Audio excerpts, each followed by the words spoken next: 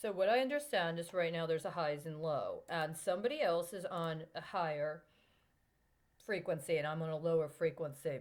And the ironic thing is, just this past summer, there was contestation because the FCC started making available for auction some of those lower frequency bandwidths. And this was a concern because the military said that it had been using that and it didn't think it was a good idea to allow for civilians to be able to access those lower frequency bandwidths that the military had been using.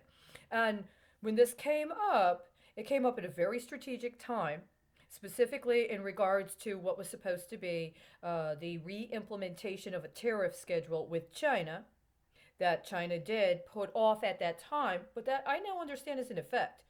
And part of what is in effect is a law that China implemented last fall that went into effect at the beginning of this year regarding e waste. And what China considers to be e waste is not something that we've had any public discussion about. That's one.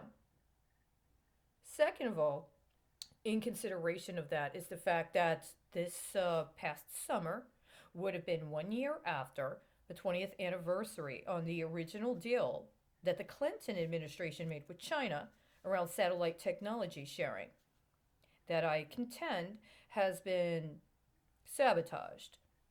And so when the military says, again, somebody has taken steps to make available things that are supposed to be under the military purview for commercial access by the civilian sector, and we do not agree and believe it presents a security risk, and then there's no action taken to address it at that level.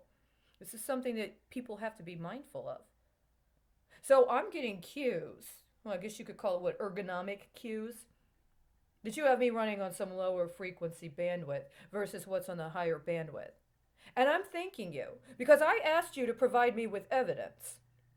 And part of my evidence that I would need is what you understand is evidentiary in consideration of civilians simulating military law or military scenarios without having to be held accountable to the same command structure and without having to be held accountable for the consequences of engaging in something under the aspersions of the military or matters that might impact morale or loyalty of members of the military.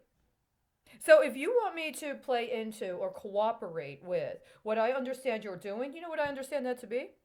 I understand that to be an effort to undermine the President of the United States of America. Now, do you have direct charges against him personally? Then you should take it to him.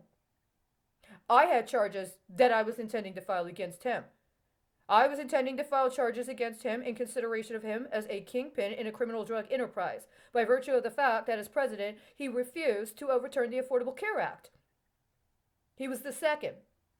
I want to thank you again because, again, you're giving me an opportunity to let you know that there are no longer just two kingpins, but if Joe Biden and Kamala Harris allow themselves to be sworn in, there will be five. Thank you very much.